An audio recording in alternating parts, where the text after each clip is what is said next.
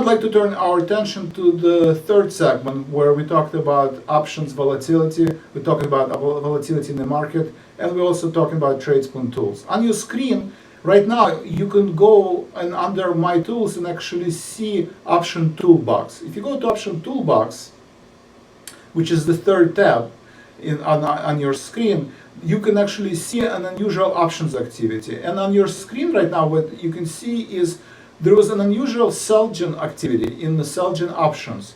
We're talking about Friday, 10 days from now. So next Friday, we're talking about 124 and 124.5 cool, where we see an unusual option activity. So somebody is anticipating sell-gen close at 118 today, so $7. That's another 3 to 4% move to the upside in the next week and a half. So by looking at the option toolbox and looking at the unusual options activity, you can actually see not only unusual options activity, but you can also look at our seasonal chart and find if there is long-term and short-term bias to the upside. So we have our proprietary models that predict, based on seasonality and pattern of the stock, that sell-gen is going to grind to the upside going into the April, and this is why we recommended buying one and selling 120 call. But also by looking at the option toolbox and looking at the unusual options activity, you can actually see short-term bias in the options. And if someone is buying large volumes of 124 and 125 call that will expire in a week,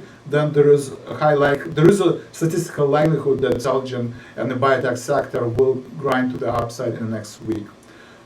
Thank you for participating in the Tradespoon. If you guys have any questions, visit tradespoon.com to find out about more information about our tools, and like us on Facebook. If you go to facebook.com/Tradespoon, you can find more information about Tradespoon. Thank you.